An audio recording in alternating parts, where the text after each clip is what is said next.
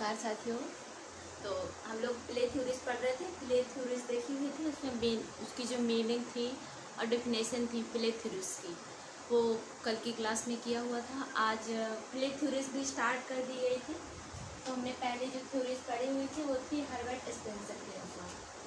जो पहला है सरप्लस एनर्जी, अतिरिक्त ऊर्जा का सिद्धांत किसने दिया? तो किसने दिया था? ये अतिरिक्त ऊर्जा का सिद्धांत दिया था। अतिरिक्त शक्ति का सिद्धांत कहेंगे, अतिरिक्त ऊर्जा का सिद्धांत कहेंगे तो हर्बर्ट स्पेंसर ने दिया था। हिंदी में भी इसको लिख लीजिए, अतिरिक्त ऊर्जा का सिद्धांत।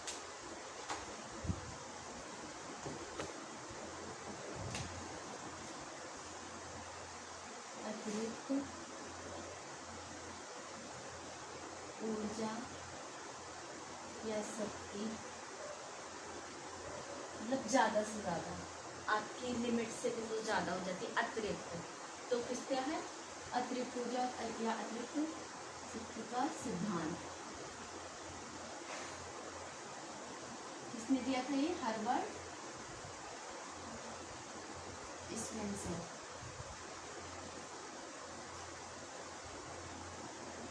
And sealer, Herbert Spencer and sealer. तो हर्बर्ट स्पेंसर इसमें कब आए थे? तो हर्बर्ट जो स्पेंसर आए थे वो कब आए थे? 1873 में। और जो सिलर हैं वो 1875 में। ये भी मैंने आपको बात बताई थी कि जो यह कहा जाता है कि यह थ्योरी हर्बर्ट स्पेंसर ने दी थी। और हर्बर्ट स्पेंसर कहाँ के थे? तो मैंने ये कल बताया हुआ था कि जो इंग्लैंड के ये क्या थे, दार्शनिक एवं समाजशास्त्री थे। इन्होंने ये थ्योरी दी थी।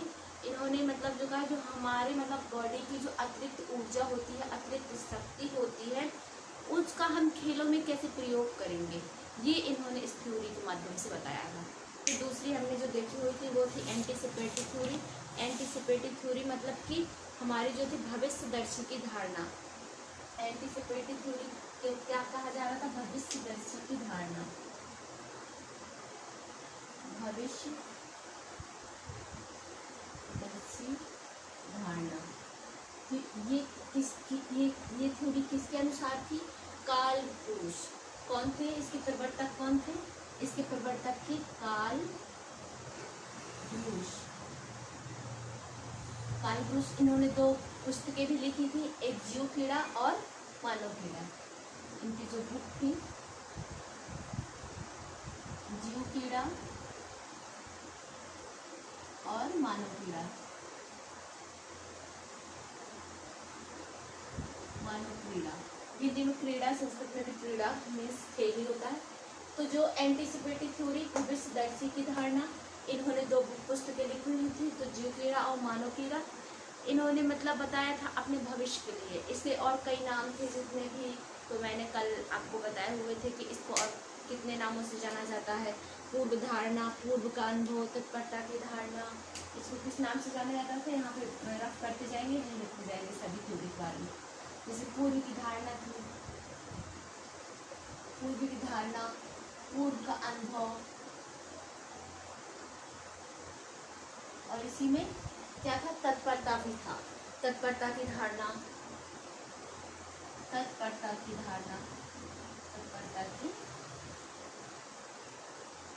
धारणा।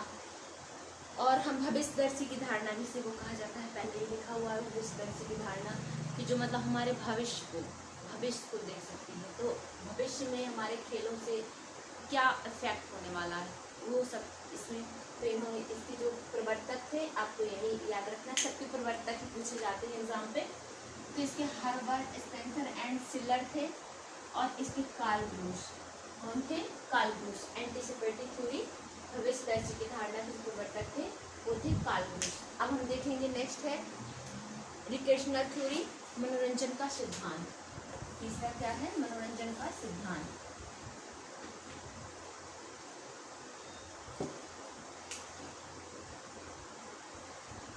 मनोरंजन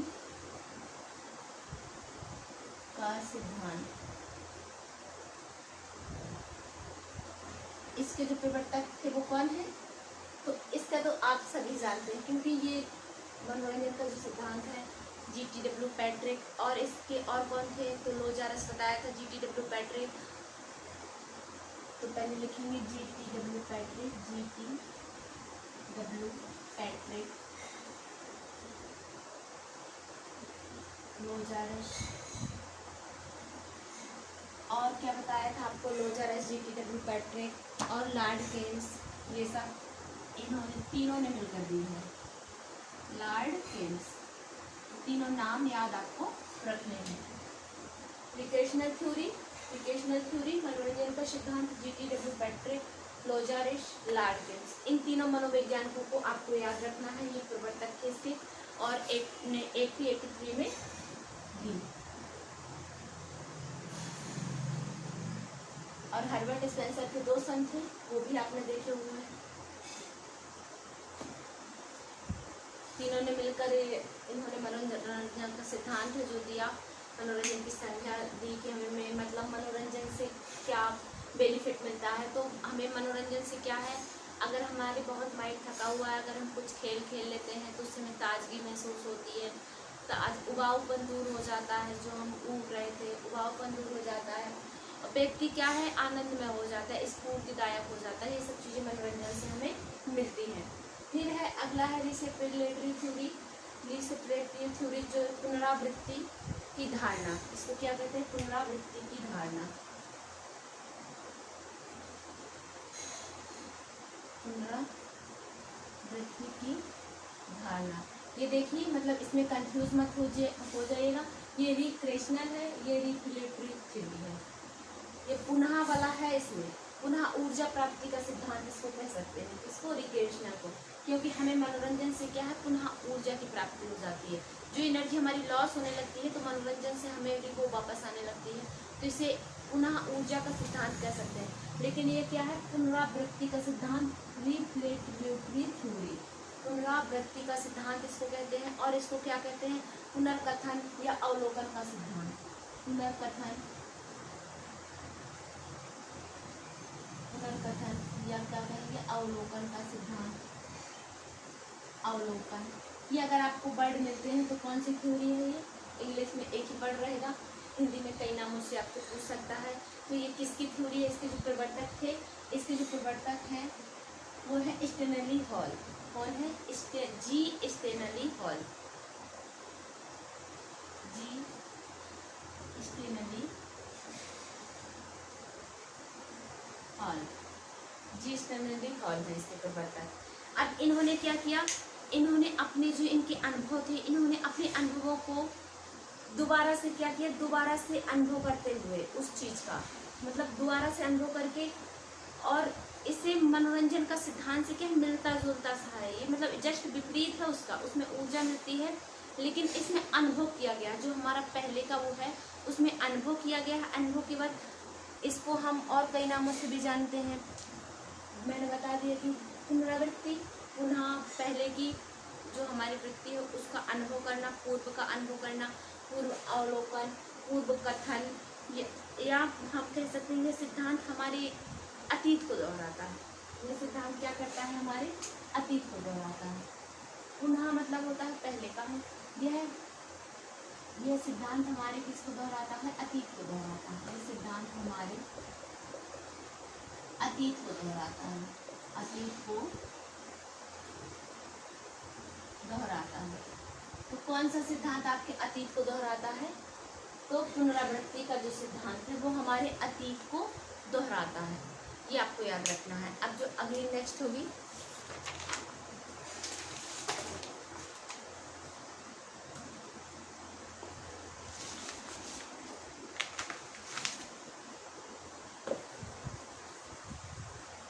कैथेटिक थ्योरी।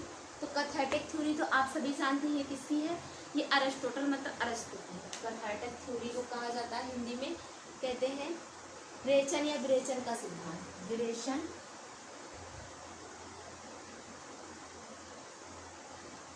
विरेचन, कहीं रेचन मिल जाएगा, रेचन का सिद्धांत, कैथेटिक थ्योरी।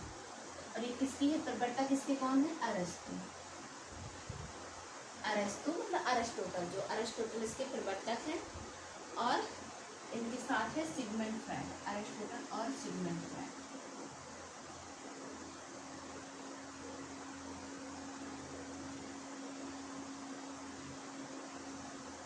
Sigmund Freud.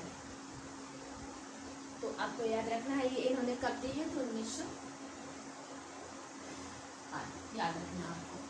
रेचन या रेचन ये शब्द अगर आपको हिंदी में मिलते हैं तो इंग्लिश का एक ही वर्ड है, कैथाइटिक थ्योरी।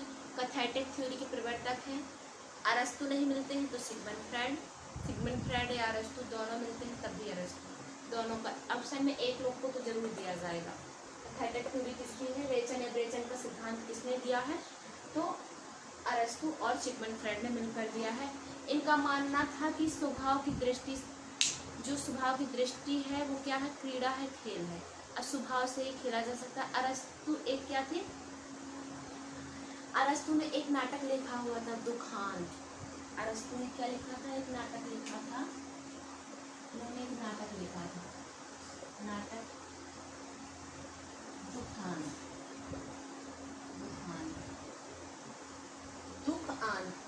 दुखांत था नाटक के आधार पर यह सिद्धांत आधारित है। दुखांत नाटक पर यह थ्योरी आधारित है। इस नाटक पर आधारित है, दुखांत नाटक पर आधारित है।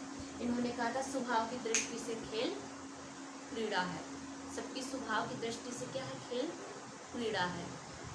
और ये कौन से नाटक पर आधारित है, दुखांत नाटक पर थ्योरी आधारित है। फिर है psycho analytic theory. Psycho analytic theory होती है मनोविश्लेषणात्मक सिद्धांत। साइको होता है मनोविज्ञान, तो ये क्या हो जाएगा, मनोविश्लेषणात्मक का सिद्धांत।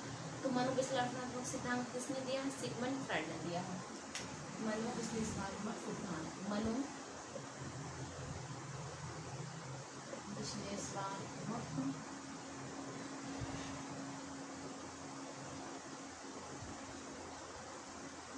मनोविश्लेषणात्मक सिद्धांत, इसके कौन प्रवर्तक, सिगमंड फ्रायड।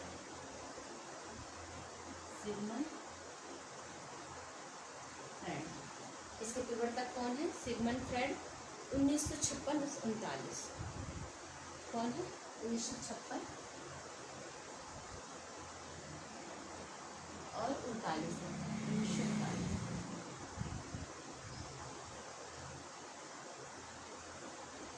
अब इन्होंने क्या कहा, इन्होंने अरस्तु की जो ब्रेचन और रेचन का जो सिद्धांत था, ब्रेचन रेचन की सिद्धांत की धारणा को अपनाया और फिर उस सिद्धांत पर कार्य किया।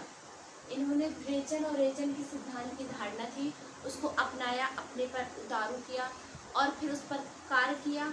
कार्य करने पर मनोविश्लेषणात्मक सिद्धांत इन्होंने क्या किया, प्रतिपादन किया। इस सिद्धांत का प्रतिपादन किया। इस सिद्धांत द्वारा इन्होंने बताया कि जो व्यक्ति की दबी हुई इच्छाओं को क्या करता है, पूरा करता है। जो मन के अंदर जो साइकोलॉजी क्या होती है, मन को पढ़ता है, साइकोलॉजी कहते हैं ना, मन की विज्ञान, मन का विज्ञान।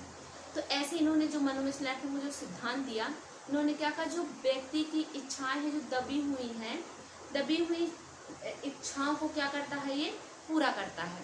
जैसे दबी हुई इच्छाएं क्या हो जाएंगी आपके, जैसे जीवन का, जैसे कहते हैं कि जो सेक्स क्या है, सेक्स जो है, सेक्स संबंधी भावनाओं को सभी के जीवन में क्या है, ये बहुत केंद्र माना जाता है। जो सेक्स संबंधी भावनाएं होती हैं, भावनाओं को सभी के जीवन का क्या माना जाता है, सभी के जीवन का केंद्र माना जाता है, केंद्र माना जाता है। इन्होंने इस थ्योरी के माध्यम से इसको बताया। तो इन्होंने कहा ये क्या है, ये व्यक्ति के अंदर ये दबी हुई रहती है। इनको इच्छाओं को क्या करता है, वो मनोविश्लेषणात्मक सिद्धांत पूरा करता है। फिर है इंसिडेंट थ्योरी, इसी को नेचुरल प्रेजेंट थ्योरी भी कहते हैं। निसर्ग अनुष्ठान का सिद्धांत, इसको हिंदी में क्या कहेंगे, निसर्ग अनुष्ठान का सिद्धांत, अनुष्ठान का सिद्धांत, निसर्ग अनुष्ठान का सिद्धांत ये किसने दिया, तो इसके जो प्रवर्तक हैं वो क्या है, नेचर से लिखा हुआ है, तो आप तो तुरंत यहाँ समझ लेंगे कि रूसो, कौन, रूसो ये रूसो थे। इनका जीन जैक्यूस रूसो, इनका क्या है? Jean Jacques Rousseau. तो आपको रूसो याद रखना है इसको आंसर को, या तो फिर आप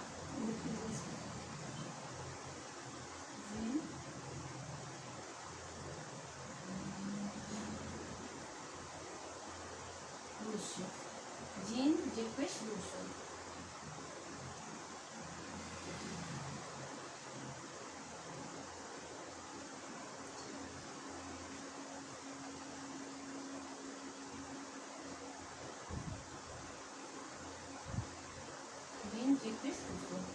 अब है सोशल थ्योरी।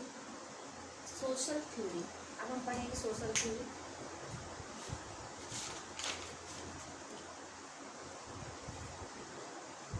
पहले इसके बारे में जान लेंगे।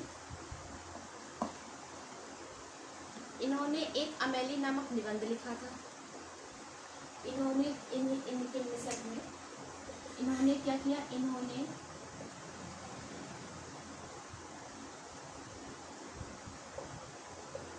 अमेली नामक क्या किया? एक निबंध लिखा,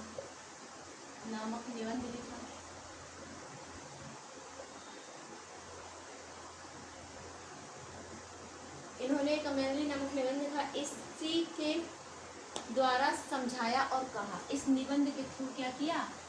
समझाया और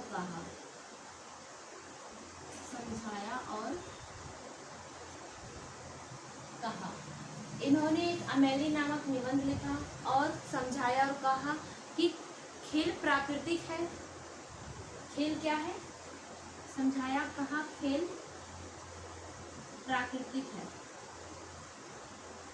सभी लोग खेलते हैं, बच्चा, छोटे से बच्चा से लेकर बड़े तक सब कोई खेलता है। खेल प्राकृतिक है। इसमें शरीर के साथ साथ इंद्रियों के साधन भी क्या होता है? विकास होता है। खेल प्राकृतिक है क्योंकि इसमें शरीर के साथ साथ, बॉडी के साथ साथ जो हमारी इंद्रियां हैं, इंद्रियां 5 होती हैं, वही इंद्रियों का क्या होता है?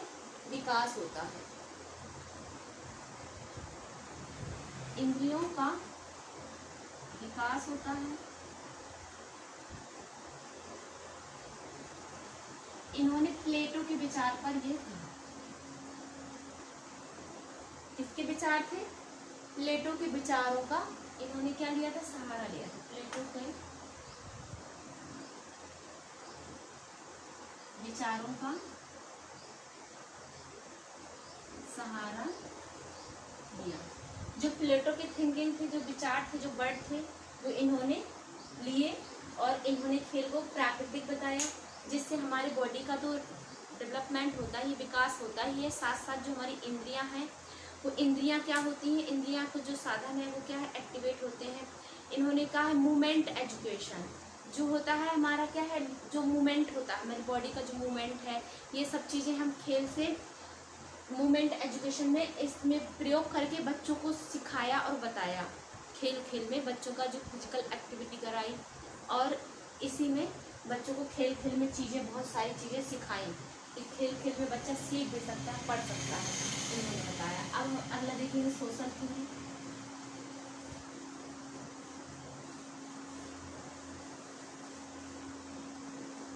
सोशल थ्योरी है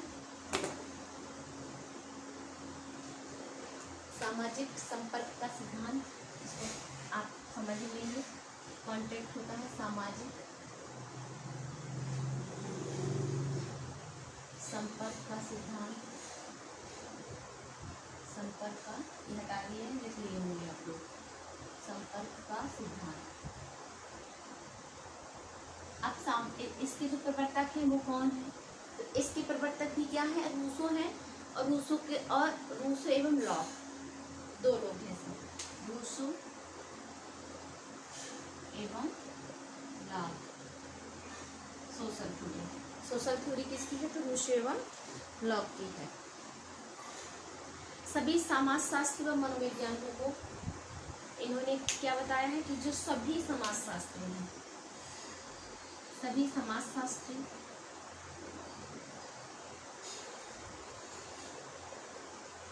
समाजशास्त्री व मनोवैज्ञानिकों को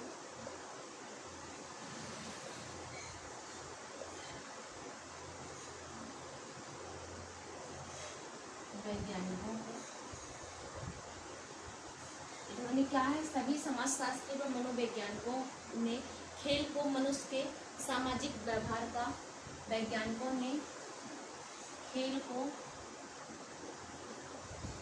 मनुष्य के सामाजिक व्यवहार,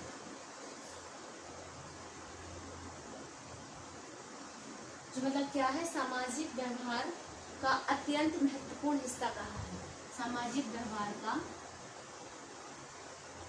अत्यंत महत्वपूर्ण हिस्सा कहा है,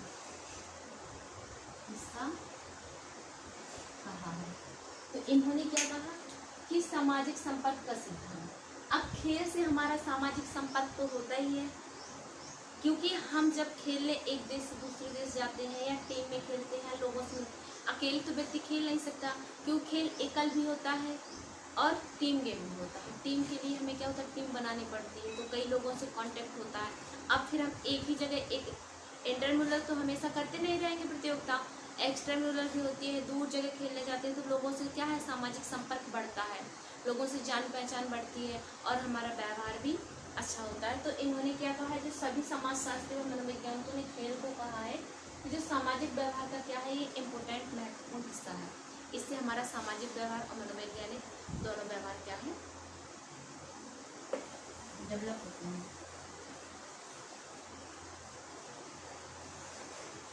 अगली अपने इज लाइफ थ्योरी, खेल ही जीवन है, खेल ही जीवन धारणा।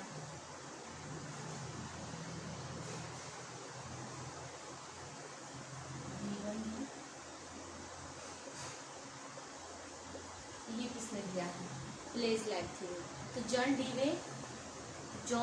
डीवी किसने दी है ये, इसके जो प्रवर्तक हैं वो जॉन डीवी। तो प्लेज लाइफ थ्योरी के जो प्रवर्तक है वो जॉन डीवी है। इन्होंने क्या, व्यवहार और व्यवहारवाद का जो प्रवर्तक है भी जॉन डीवी को माना जाता है, व्यवहारवाद का वो कौन है, जॉन डीवी।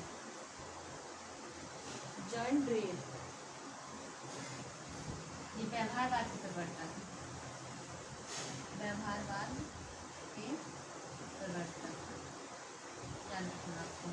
और जॉन डीवी किसके लिए, खेल ही जीवन के लिए। इन्होंने कहा मनुष्य प्रकृति के ऊपर तत्पर रहता है, क्योंकि मनुष्य अगर प्रकृति नहीं होती तो मनुष्य का जीवन नहीं होता। अगर प्रकृति पर ही तो खेलेगा, अगर प्रकृति पर ही निर्भर है, प्रकृति पे खेलता है, कूदता है, रहता है, सब कुछ उसका प्रकृति पर ही आधारित रहता है। तो इन्होंने क्या कहा है कि प्ले इज लाइफ थ्योरी, खेल ही जीवन है। और इसके जो प्रवर्तक है जॉन डीवी है, तो जॉन डीवी ने कहा कि मनुष्य किस पर आधारित है, प्रकृति पर आधारित है, प्रकृति के ऊपर ही ये तत्पर रहता है। अगला है कॉन्टिन्यूअस थ्योरी, संज्ञानिक सिद्धांत, कॉग्निटिव थ्योरी कहते हैं संज्ञानिक सिद्धांत। ये तो सब जानते हैं, संज्ञानिक सिद्धांत, कॉग्निटिव थ्योरी,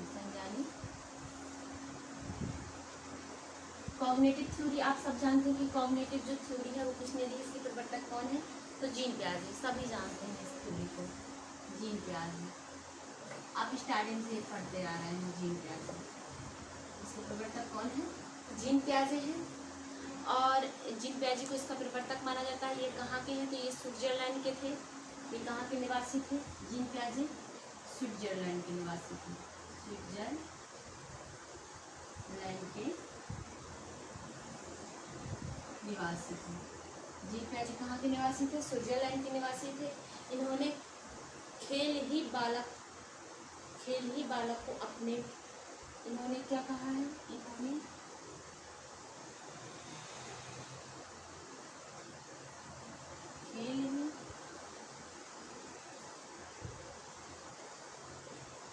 खेल ही बालक को अपने बाहरी वातावरण से संबंध स्थापित कराता है। खेल ही बालक को अपने बाहरी वातावरण से क्या कराता है, संबंध कराता है।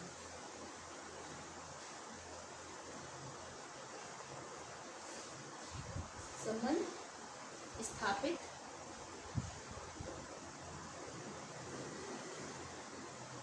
कराता है। बालक को खेल से सकारात्मक आनंद प्राप्त होता है।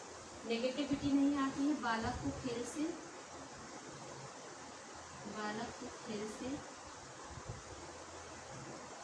सकारात्मक आनंद प्राप्त होता है। आनंद प्राप्त होता है। तो किससे प्राप्त होता है? खेल से प्राप्त होता है। तो जीन पियाजे हैं, तो जीन पियाजे कहाँ के निवासी थे? पहला पॉइंट यहाँ से बनेगा, स्विट्जरलैंड के निवासी थे। आपको सिर्फ जानना यही प्रवर्तक है और थ्योरी किसने दी है, इतना डीपली कभी नहीं पूछा है। स्विट्जरलैंड के निवासी थे। इन्होंने क्या कहा है कि खेल ही बालक को अपने मतलब बाहरी वातावरण से क्या करता है, संबंध स्थापित कराता है और बालक को खेल में सकारात्मक आनंद प्राप्त होता है, उससे पॉजिटिविटी आती है, उसको आनंद की प्राप्ति होती है खेल से, इन्होंने कहा है। आपको इतना याद रखना है। अब देखेंगे अगला।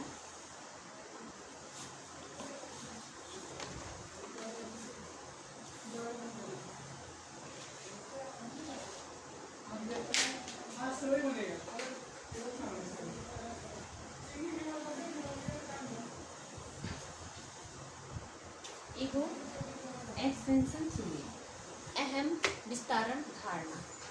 इसका क्या है? अहम विस्तारण धारणा। अहम विस्तारण धारणा या सिद्धांत। अब इसके जो प्रवर्तक है वो क्या है? लेंज या कालेपन। लेंज कालेपन, लेंज कालेपन, लेंज कालेपन है इसको। और लेंज कब आए? लेंज इसको 1902। कालेपन,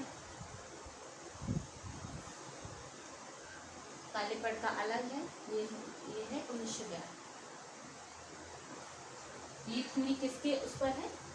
अहम विस्तारण धारणा, लेंज और कालेपन ने ये दी है। इनके विचारों के अनुसार प्रकृति की दृष्टि से खेल द्वारा क्या होता है? पूर्णता प्रदान की जाती है। खेल द्वारा पूर्णता प्रदान की जाती है। इन्होंने क्या कहा? खेल से हमारी जो प्राकृतिक है और हमारी जो प्राकृतिक है प्रकृति की दृष्टि से जो हम देखते हैं, इससे हमें पूर्णता हासिल होती है खेल से, इन्होंने बताया है। और अहम तथा व्यक्ति जो है, व्यक्ति की दृष्टि, व्यक्तित्व के कारकों खेल द्वारा पूर्णता क्या होती है? परिवर्तित करना। जो अहम है व्यक्ति का जो पूर्णता दृष्टि है प्रकृति के प्रति, पूर्णता इसका क्या होता है? विकास होता है, विकसित करना, इसको और प्रकृति का सम्मान करना। तो ये सब किससे?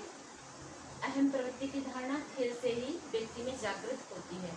अब नेक्स्ट है आपकी लास्ट है एनसेंट्रेट प्रैक्टिस थ्योरी। इसको हम कहते हैं सहज प्रवृत्ति की धारणा। सहज प्रवृत्ति की धारणा। सहज प्रवृत्ति की धारणा के जो प्रवर्तक हैं वो है प्रोफेसर मैकडूगल, विलियम मैकडूगल कहेंगे। William NC McDougall, NC McDougall.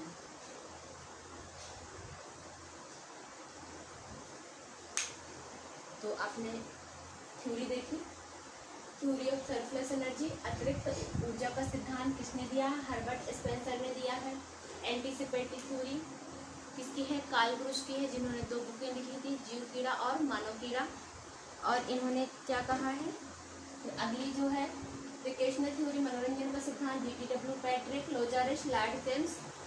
फिर है पुनरावृत्ति की धारणा, पुनर्गठन, पुनरावलोकन, जी स्टर्नाले हॉल याद रखना है आपको।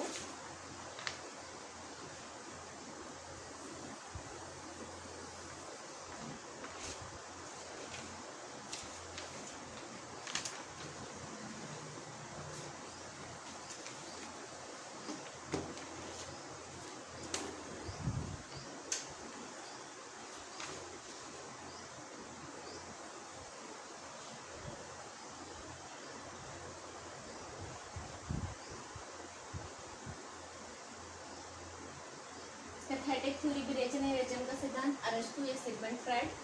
फिर है साइकोएनालिटिक थ्योरी मनोविश्लेषणात्मक सिद्धांत, ये भी सिगमंड फ्राइड का है। इनसाइट थ्योरी निसर्ग अनुष्ठान का सिद्धांत रूसो और जैकन जॉनसन था इसमें।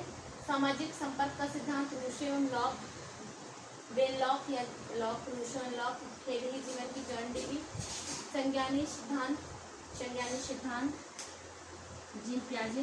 कॉग्निटिव थ्योरी अहम पर विस्तारण का धारणा, ego expansion theory, Lange and कालेपन। इंसर्टिव प्रैक्टिस थ्योरी सहज प्रवृत्ति की धारणा, विलियम मैकडूगल।